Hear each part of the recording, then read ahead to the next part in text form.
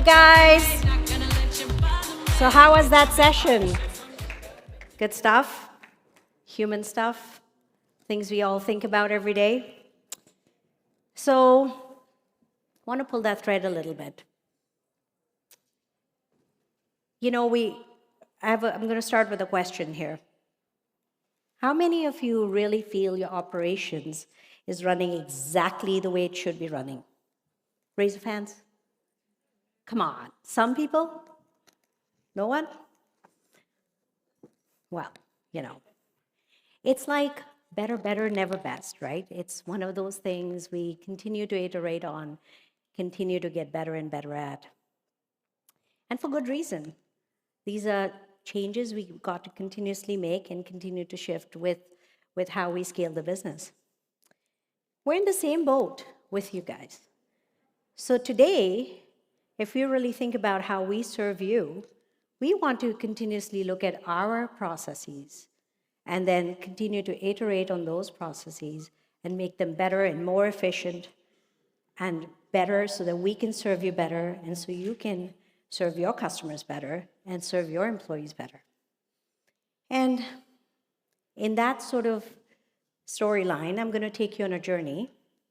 And that journey is going to be about process gaps that then become things that we can detect and then really act on to give you the outcomes that you're looking for as our customers.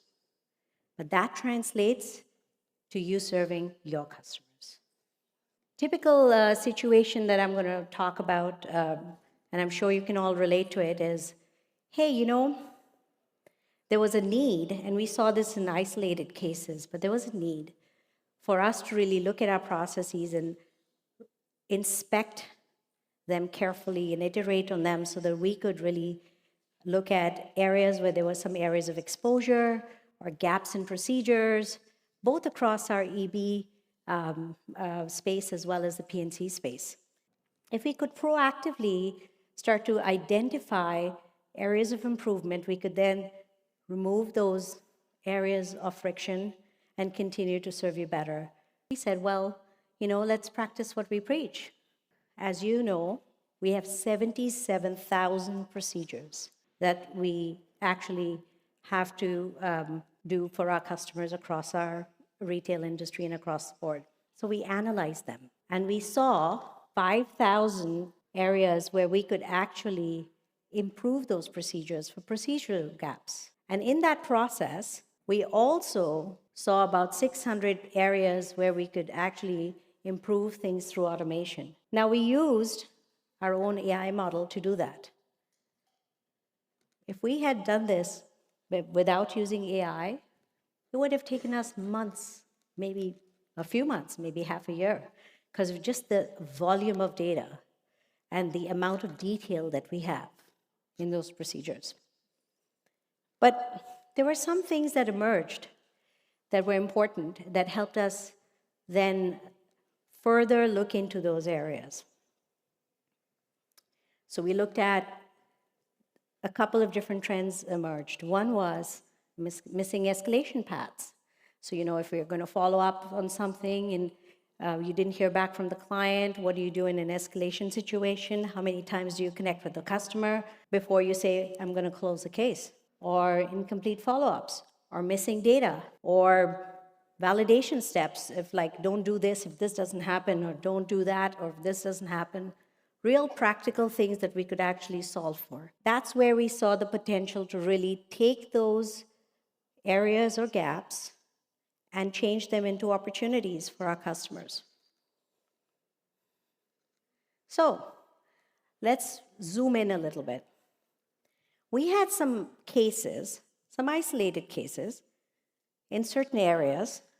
In this case, it's EB, but the case still applies. Why we had some situations with lack of detection in certain areas or E&O claims that our customers had to face because of certain procedural gaps. And so that was the use case. And we then started to look at, okay, what are some of the risk indicators Are there clear escalation paths we need to follow up? Do we need to round this back out to the customer? Are we missing those processes in the procedure? How do we figure that out? We use that AI-enabled analysis to figure out how we could go back to those areas and close those gaps. And we could do that in a matter of weeks rather than, as I said, months. We actually took action in standardizing some of the minimum data requirements that we asked you guys to send us. We strengthened our client confirmation. We also started to see areas where there was reduced risk on the E&O side, as well as the claim leakage side, because of lack of coverage or termination that wasn't taking place or things like that. So it really started to impact our customers very quickly. But we did all of this in a matter of weeks with using AI because we had the data. We actually had the data. And we could actually deliver those results in weeks because we had the data. So going with our Coachella theme, AI without data is like talent without stage. Without a microphone, without music, without the mic, you really need data to land and really give that performance. So I want to have this conversation, pull that thread about data. And with that, I'd like to welcome on the stage my colleague, Su-Ting. Welcome, Su-Ting. Thank you very much for having me on stage. Wearing one of these headpieces, I had 3 ideas when I was a kid, thinking like, first time I wear one of these was going to be for one of 3 reasons. The third reason was I was going to be working for the Secret Service. Second reason was I was going to be the lead actor on Broadway. And of course, the first reason in my dream was that I'd be speaking at an insurance industry summit. So thank you for making my dreams come true. I really appreciate that. Su-Ting, tell us a little bit more about yourself. You just recently joined ReSource Pro. Tell us a little bit about your background. Thank you. Coming from the financial services industry, I actually worked for Morgan Stanley for over 27 years. And I did the full gamut of various services that those firms provided, client-facing banking, relationship management, middle office funding, and operational and trading functions, and a lot of risk management things. And all along that journey, I touched data. And I worried about what was my deliverable, how was I going to be able to do that with the data I had available to me, what were the operational bottlenecks that hindered my ability to do that. So even though it's not insurance, I sat in your seats at in a different capacity, and I can understand if you're feeling frustration, if you're feeling a lot of hesitation or pain, or all those things related to data and our ability to synthesize and make that real for your stakeholders. That's something that I come from and hold very dear to my heart. After 27 years of experience somewhere else, I do not bring down the average age of the insurance industry, so I'm sorry for not doing that. Before we kind of dive into this thing, I just want to recognize the panelists prior to us. I mean, I think they had some amazing, amazing things to say, and what really resonated with me is the discussion around this being a people business. And it matters because there was that same question and that same philosophy around, for example, Morgan Stanley's wealth management business and the financial advisors that help their clients manage their money, think about estate planning and those types of things. And there were a lot of questions around AI adoption and all that stuff saying, well, is that going to make the financial advisor world, which is over 15,000 employees in Morgan Stanley, do we really need those anymore? And unequivocally, the answer is yes. And I think it very much ties into the reason for that in the financial services industry and the reason for that in the insurance industry. And that is the clients that we have, the clients that we talk to, the service that we provide. It is not just a transactional service. We're talking about, on the front end, obviously something that is important to these clients. You're protecting them. You're giving them a way to manage the risk. sometimes an existential risk for them. So having that human in the loop is really important. But even more important than that is the fact that when a loss does arise, when bad things happen and the need for that insurance is there and a claim is coming through, there's a lot of emotional distress and pain and worry that your clients are going to be having. And having that person there is an incredible source of comfort, and that can't be replaced with AI down the road. So I think we just don't lose sight of the fact that this human interaction is so important and it's so critical for these like deeply emotional or deeply stressful situations that your clients do and do have to go through. So in that vein, I just want to say that, while my title is Data Strategy, I also would like to, offer to you to think of me as your board-certified data therapist, and that this is a safe space to talk about data, and that we all bear the scars of data trauma at some point in our lives. And the best thing we can do is talk through this and really help each other through this. Thanks, Su-Ting. Speaking of trauma, on that note, I mean, like, oh my God, there's so much going on. It's like so many things are coming at us in the industry right now. It's like grow your business, get operationally efficient, throw AI into it, manage your people, keep the people. What do and then, these big words get thrown around like digital transformation, and it's a mouthful. Data strategy, mouthful. So tell us a little bit more about how we should be thinking about this.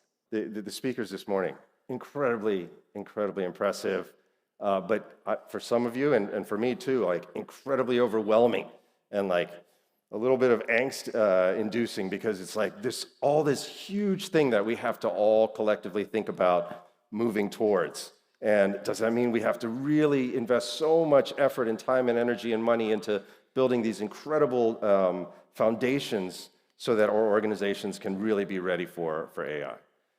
And I think many companies have tried to do that, or many companies have thought about doing that. And the statistic about 95% of AI endeavors ultimately fail. I think some of those are because we're far too ambitious with our initial projects without really thinking about what our ultimate strategic end goals are, or where our near-term goals are, in fact. And so I would just like to just sort of bring down the temperature a little bit and just get you to think about, this journey doesn't have to be the Baton Death March. It's not some massive thing that you have to embark on in a big scale. It can be a road trip, right? Think about, for your company, for your organization, what are the things that just on the daily basis are causing frustration? What are the things that really matter to your organization that you really want to tackle? And just slice that piece of your process and your workflow and your data, and think about how can you refine that in a vertical slice and really drive more quickly through this journey for this little slice and come down with ultimately results that you can then leverage to ultimately build out the ultimate strategy. So it's a big journey. It is not that big of a deal to get started. Don't think like you have to do and answer all the questions all at once and build everything all at once. That's great advice. Where can we get help? Like, where do we get started?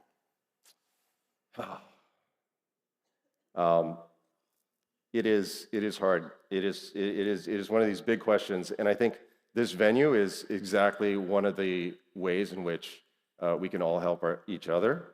The key to thinking about AI adoption, thinking about data integrity and cleaning it up and all that stuff, again, it comes down to the fundamental question of what's important to your organization. That's going to be different for all of you.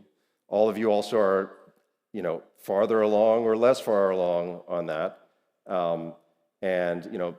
Dan talked about that this is an insurance industry foundational change and shift. We're not alone as the insurance industry going through this. The financial industry is going through that. All types of industry are thinking about this and wringing hands about this. But, get aligned internally, communicate, talk about what is important to the organization. Talk to your colleagues, communication, just like the panel talked about. But also talk to each other.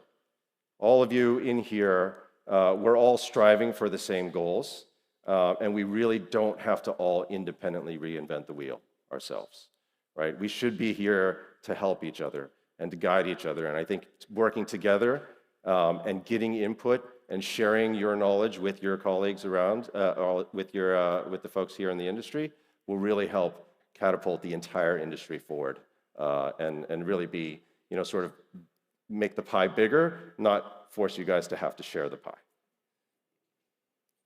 And then lastly, of course, you've got service providers, your trusted partners who are here to think about things on a bigger picture, to give you the services and the technology that you need to be able to embark on that. You have a lot of different options to really do this. I tell my girls who are in school today, go talk to the teacher. Go to the free tutoring sessions. You don't have to do all of this yourself. And I think for this journey, absolutely that's the case. Thank you. So what you're saying is AI plus data is one epic party, That's right? right. So let's zone in a little bit and make this a little bit more relevant to our audience. When we start to think about any business, whether it's insurance or not, but really specific to our business right now, at the baseline, we're all trying to maintain our business, grow our business, and retain our customers. And if you really look at the baseline of how that happens, is like in our world, in the retail world, we have to get data from all sorts of different places. We have to ingest that data. So it's like coming from thousands of formats and hundreds of places, and your AMS and your court forms and IVANs and carrier websites and all this other stuff. But it needs to be collected. And then it's ingested. And then all the things that happen from a downstream workflow perspective is the execution layer, which is where you are servicing a new business or getting renewals or servicing your policies or your compliance and all this other stuff that happens in the life cycle of a customer management cycle. And then you bring all of that data and try to analyze it. That starts to become a layer for where you can then ingest that, take that analysis and make that collection even better and continue to iterate, is what we were talking about before as well. Any thoughts on how our audience could look at this? Yeah, 100%. I mean, I think this is not a one-way trip, and it's one of these things where once you think you've got it done, you start all over, right? And it should be a very positive feedback loop. In order for us to really improve things, we have to be able to measure it, and we can measure it through collecting that data and being able to analyze that. That data then becomes the foundation for helping your AI do things more intelligently. But even for processes where you're not going to adopt AI, that data is critically important for you to gain insight and to measure how you're improving, and having that provide the insights to how you change, how you execute, and then measure how those changes are impacting the organization. This whole cycle, this iterative process, I think it's probably obvious to many of you, but it's really an important piece that doesn't go away even with AI. Thank you.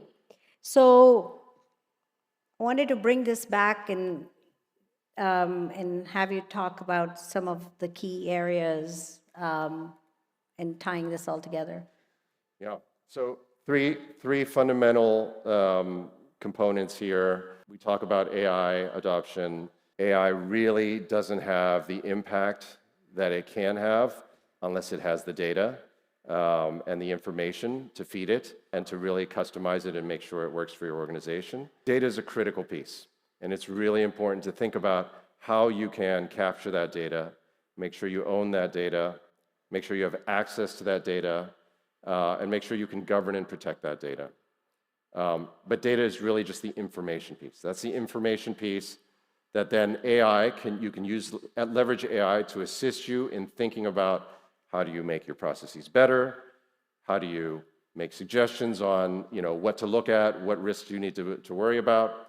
And then at the end of the day, the third piece still is you're in the audience and your people ultimately have to make those judgments calls and make those decisions to really drive how things will change. It comes full circle because this is the story I shared in the beginning, which was, we took all this data on procedures and we went and looked at how we could serve our customers better.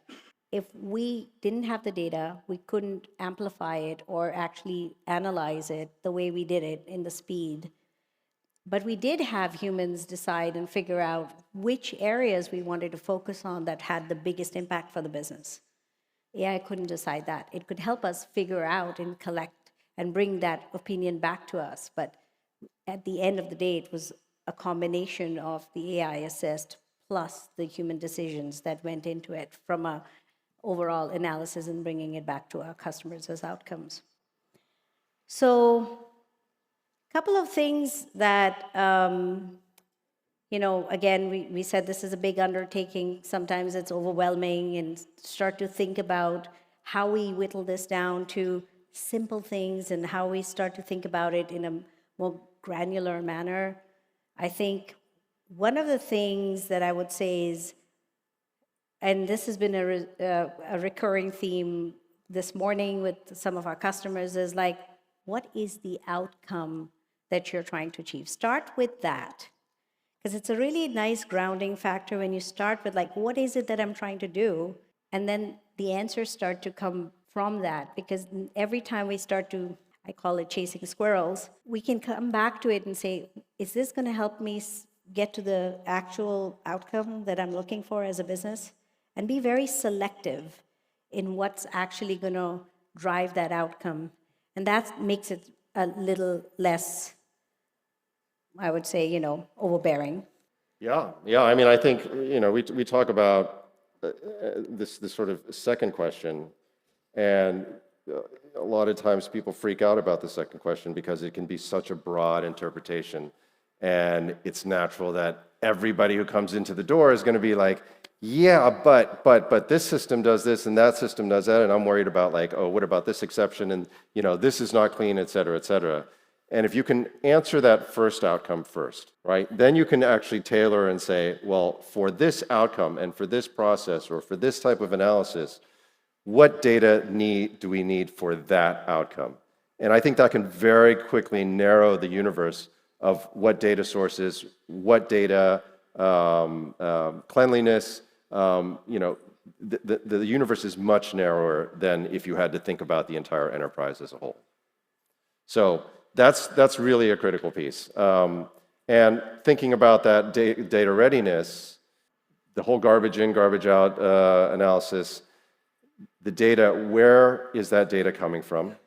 Is it reliable when it's coming in from the native source? Do you have controls around error correction or accuracy? How do you keep that data? Where is it stored? Is it in a place that can actually be accessible where your AI lives? And how do you make sure that that data is secure and protected and follows all the rules and regulations that are necessary to keep it there? That's the fundamental questions that I think everybody should think about when you think about data readiness. And like any strategy, and in terms of data, seek alignment. Now, whether it's leadership, whether it's bringing other people along, whether it's crowdsourcing information from a best practice standpoint, bring other people along, create that community, but have clear ownership and accountability. Because there needs to be some sort of, who owns this? Who's going to own the fact that we have a foundational piece of data that we can then use for our downstream workflows or analysis or iteration to a business process? This last question is really a reiteration of the first question, just in a little bit different words. But we reiterate it only because it is really fundamentally the most important question that we want you to walk away with today is, what is the priority for you, for your organization? Start there. If you're much farther along in your journey, then you've probably got 5, 6 priorities, or you've got a whole collection of data that you can actually start thinking about. But if you're just beginning in your journey, that fundamental question is going to be your North Star. That's going to be your guiding light to beginning your journey towards AI enablement. With that said, though, I think we'll leave you with this question. Is your data ready for the AI spotlight? Is it? Well, thank you, everybody. Have a great rest of the afternoon. And